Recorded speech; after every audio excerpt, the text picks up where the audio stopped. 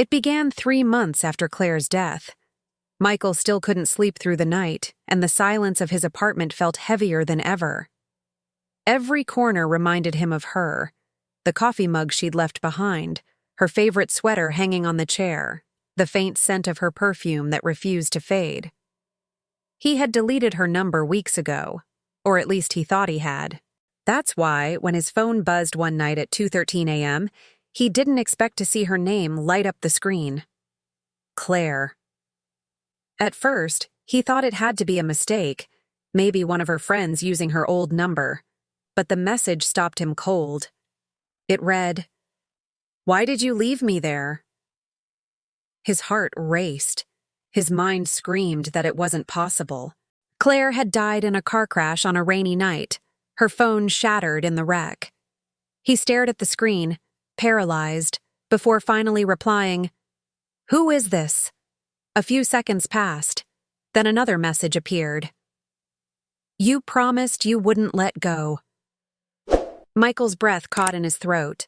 That was the last thing he'd said to her at the hospital before she flatlined. Only the two of them knew those words. His hands trembled as he typed, "This isn't funny. Claire's gone." But the reply came almost instantly. "I'm not gone, Michael. You just stopped listening." Over the next few days, the messages continued, short, fragmented, but always deeply personal. "I miss the sound of the rain on the window. You shouldn't have driven home that night." Each text referenced moments from their relationship that no one else could possibly know. Michael went to the phone company, desperate for answers, but they insisted the number was deactivated. Still, the messages came, always around 2 a.m. One night, after another haunting text, "I'm cold here.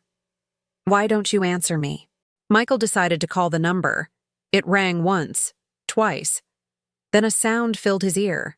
Static, followed by a faint rhythmic breathing. "Claire?" he whispered. For a moment, there was silence. Then a distorted voice, faint but unmistakably hers, said, "You said forever." The call ended abruptly. The next morning, Michael checked his call log. The number didn't exist. No record of an outgoing call, no text history, nothing. Just an empty screen. That's when he started noticing other strange things. His phone would turn on by itself at night, the camera app open.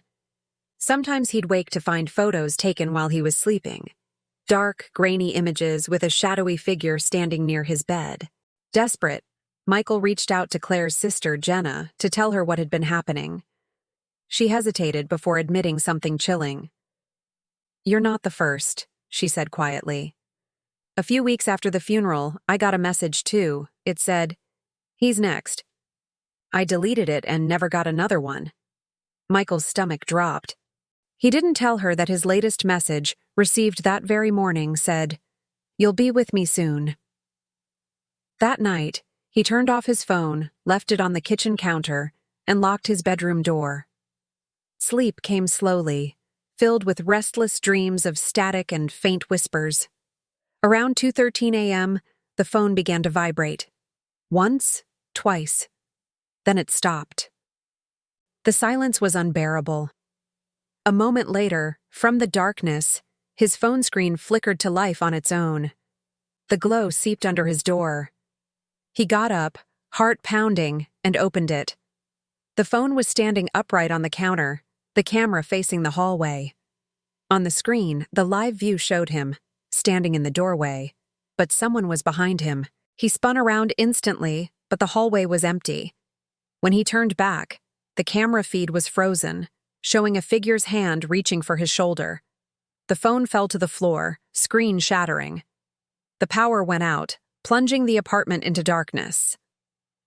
The next morning, a neighbor reported the sound of glass breaking during the night. But when police entered the apartment, they found it empty. The phone was still on the floor, cracked and dead.